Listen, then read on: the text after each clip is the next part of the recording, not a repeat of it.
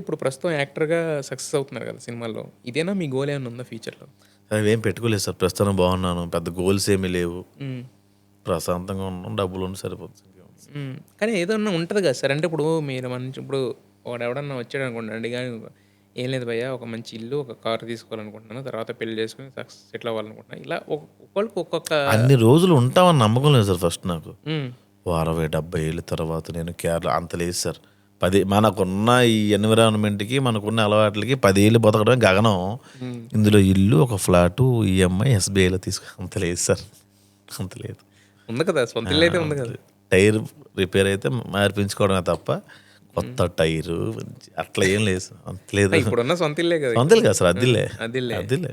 మరి నెక్స్ట్ ప్లాన్‌లు అయ్యే ఉంటాయి యాక్చువల్‌గా. ఎప్పుడు డబ్బులు వచ్చినప్పుడు హ్మ్. ఓనర్‌కి నాకు గొడవైంది అనుకోండి. పోరా నేను ఇల్లు కొనుక్కోవడం అప్పుడు కొనుక్కుంటాం. హ్మ్. అంతవరకు కొనుక్కోం. గొడవ అవ్వాలి. ఆ గొడవ కొత్త అవ్వాలి. కొత్త ఇల్లు ఆ రావాలి. ఛాన్స్ లేదు సార్. నేను ముందు ఒకరోజు ముందే రెంట్ పంపించేస్తాను. ఆ ప్రాబ్లం లేదు సార్. ఓకే. మరి అమ్మని ఇక్కడ తెచ్చేసుకొని చూసుకోవడం ఆవిడ రానంటారా అసలు? ఆవిడ వస్తే నేనే పులిహాసం వేసుకొని ఊరల్లా తిరిగి ఆవిడ ఊరేగించి మరి ఇంటికి తీసుకెళ్తా. ఆ! ఆవిడ రాదు సార్.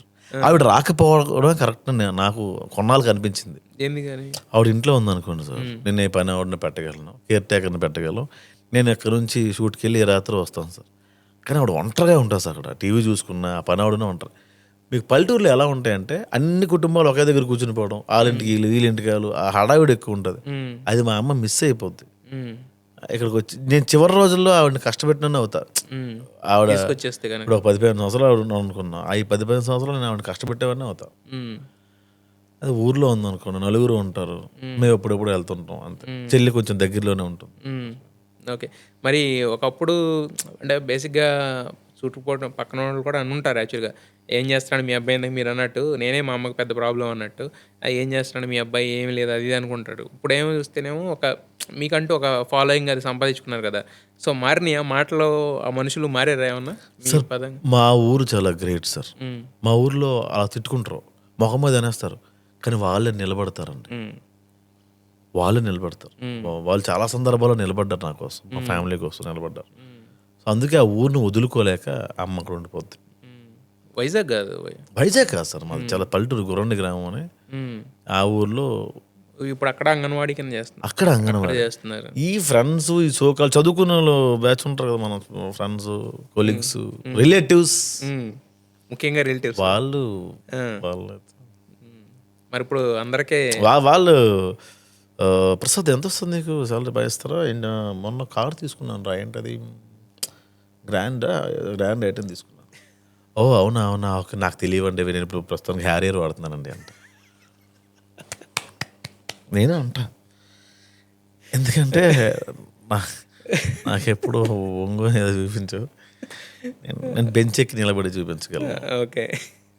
అంటే ఇప్పుడు బేసిక్‌గా ఏంటంటే ప్రసాద్ బెహ్రా అనే వ్యక్తి చాలా గ్రౌండెడ్‌గా ఉంటాడు. ఎవడన్నా ఏదన్నా రెచ్చగొడితే గనక నేను చేసిన తర్వాత చూపిస్తాను వాళ్ళకి. అంతకుమించి నేను మాట్లాడినాను. పదింతలు ఎక్కువుంటది. చూపిస్తా అది పగ తీర్చుకోవడం అనిపించదు. హ్మ్.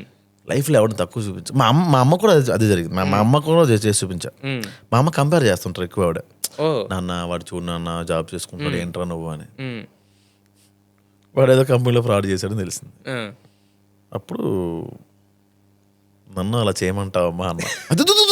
సార్ అది నాకు ఈజీ అయితే వస్తుందమ్మా అంటే నాకు తెలియదు కదా నన్ను ఫ్రాడ్ చేస్తారా ఓకే నేను అది చేశాకే ఓకే. గత టైం పడుతుంది సార్ 2-3 ఏళ్ళు పట్టింది అది ప్రూవ్ చేయడానికి. హ్మ్. అదే కన్న తల్లైనా కట్టుకున్న భార్యని ఎవరైనా మీకైనా ఇప్పుడు మీ మదర్ ఇంకో ఫాదర్ వరకొస్తే ఆ! మీకైనా మదర్ ఫాదర్ ఆ! కంపేర్ చేసి మాట్లాడితే నొప్పేస్తది. అమ్మా నీకన్నా ఆ పక్కింటి అంటే మంచిదే అమ్మా అంటే అమ్మకు కూడా కోపం వస్తుంది. అవును. అంటే పక్కింటి అంటే భోజనం పెడతా వెళ్ళరా అంటది. అవునవును. కాసేపు అయినా అమ్మ చిన్న బుచ్చుకుంటుంది. అవునవును. అవునా? ఉంటది. ఉంటది. Don't compare with others. Yes. Yes. Don't compare with your things. అసలు ఎప్పుడు కూడా నీ కంపారిజన్ చుట్టూ అనేదొస్తే బూతు పాటల్లో రాయు నీ మొహం చందమామలాగా ఉందని కంపేర్ చేసుకో అదే ఉపమానం అంటాం.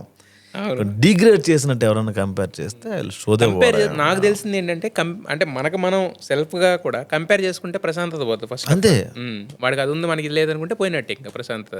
మనల్ని అంతే చెడగొట్టడానికి ఎవడో రావక్కర్లా. మనకు మనమే మనం చేసుకుంటాం. మరి ఇంత ఇది ఉంది అంటే మీకు స్పిరిచువాలిటీ పరంగా ఏమన్నా ఆ టచ్ ఉందా? డివోషనల్ టచ్ కానీ స్పిరిచువల్‌గా ఉండేది సార్ దేవుడిని ఎక్కువ ఇబ్బంది పెట్టాను సార్ నేను నిజంగా ఇప్పటికీ ఉంది తప్ప నాకు బాగా అర్థమైంది ఏంటంటే దేవుడు మనకి ఏమీ చేయడు మనం దేవుడికి ఏం చేయొద్దు మంచి అద్భుతమైన లైఫ్ ఇచ్చాడు వాడి చేతిలో, శుభ్రం పని చేసుకుందాం, వెళ్ళి థ్యాంక్స్ చెప్పి వచ్చాడు అంతే తప్ప. చూడు మరి నాకు మొన్న ఉద్యోగంలో అప్లై చేశాను, ఆ కోర్టులో ఉండిపోయింది ఆ జాబ్, ఎప్పుడు తీస్తారో టీటీసీ, అంత కష్టపెట్టను సార్ నేను. సో దేవుడిని నమ్ముతారు కానీ బట్ ఇబ్బంది పెట్టను. సో మరి అంటే బేసిక్గా సినిమా ఆర్టిస్టులు సినిమా ఇండస్ట్రీలో ఉన్నప్పుడు ఏంటంటే కొన్ని ఇవి కూడా ఉంటాయి. ఏది పర్ఫెక్ట్ డైట్ మెయింటైన్ చేయడం అని కానీ, ఇంత ముందు మీరు చెప్పారు కలర్లో ఈ మెయింటైన్ చేయడానికి కొన్ని చేయడం కానీ, ఇలాంటివి ఏమైనా ఉంటాయా? ఏమైనా పాటిస్తుంటారా టిప్స్ లాంటివి ఏం? అంటే ఇన్స్టాగ్రామ్లో వీడియోస్ వచ్చినప్పుడు మోటివేటే చేస్తాం సార్. 2 రోజుల తర్వాత ఒక రోజు 2 రోజులా? అంతే. 31st రెజల్యూషన్స్ 30 ఉంటాయి. నెక్స్ట్ అది దిగగానే మర్చిపోతాం కదా కిక్ దిగ. వాళ్ళు చెప్తారు మీరు తెల్లగా అవ్వరు, ఫేస్ నీట్గా అవుద్ది, తెల్లగా అవ్వరు అని చెప్తారు. ఇంకెందుకు పొంగు, తుడుచుకుంటే నీట్గా అయిపోద్ది. ఎస్.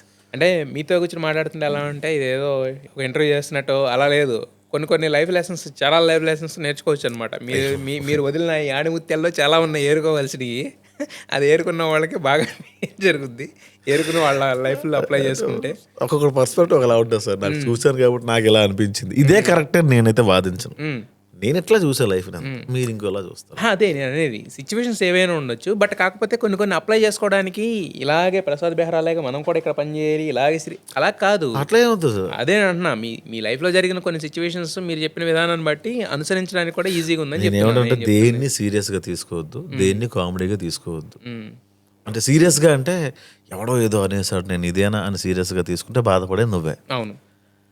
నీ గురించి నువ్వు అవతల దగ్గర కామెడీ చేసుకుంటే ఎదవయ్యేది నువ్వే.